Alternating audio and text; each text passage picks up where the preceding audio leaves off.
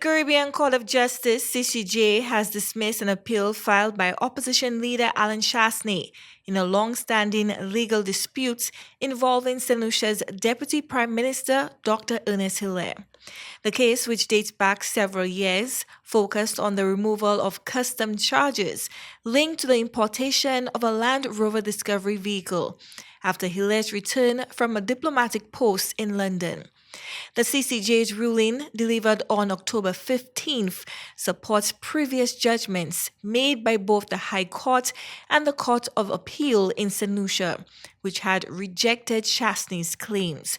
On October 20th, Deputy Prime Minister Hilaire addressed the matter publicly, describing the ruling as the conclusion of nearly 8 years of legal pressure tied to the vehicle's importation. He said the United Workers' Party went to great lengths to damage his reputation over a vehicle he insists he purchased with his own money. He also noted that after ruling from the High Court, the Court of Appeal, and now the CCJ, it's clear the legal actions against him had no real foundation and ultimately wasted the court's time. When a High Court, an appeals court, and a CCJ can, in every instance, point to the illogicality of what you're doing, the nonsensical nature of what you're doing, wasting the court's time. But for him, what's important is that it continues to attack Ernest Hilaire. Just keep throwing dirt, keep saying things, because something must stick, or some people will believe what is being said. I mean, this is how ridiculous this got. But all along, my name is being sullied, being dirtied, and, to destroy my reputation. But the CCJ really put it in perspective. It was a monumental waste of the court's time. So we're now waiting for the next judgment that will come, where he applied for an injunction to stop the CIP. According to Hilaire, the narrative around the case evolved repeatedly. Initial accusations suggested he had taken a government vehicle from the commission in London. This later shifted to claims that he had failed to pay taxes in the UK. Once it was clarified that diplomats are exempt from certain taxes, the allegation changed again, this time accusing him of not fulfilling tax obligations in St. Lucia. I had to explain to them, I'm a returning diplomat. I don't pay taxes.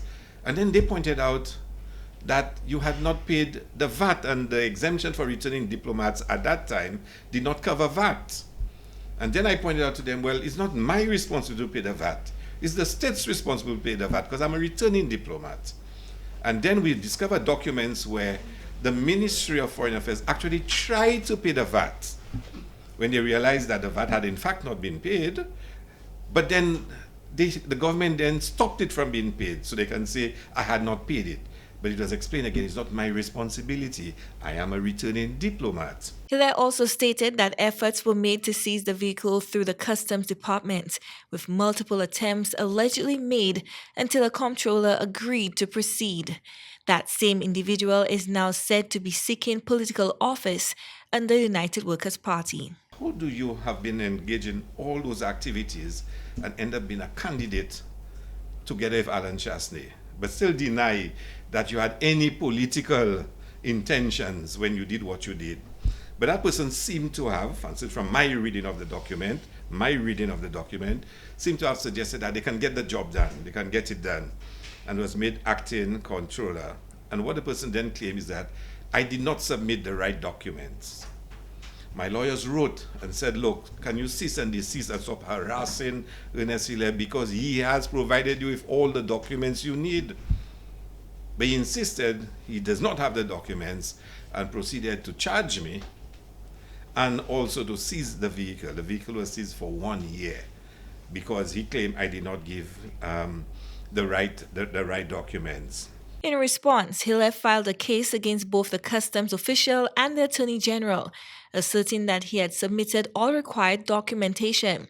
The case was eventually withdrawn after receiving a letter of apology from the customs official, whom Hilaire described as a minor player in what he believes was a broader political effort to damage his reputation. The CCJ's decision brings closure to a case that has hovered over St. Lucian politics for nearly a decade. Chloe Dantes, NBC Prime.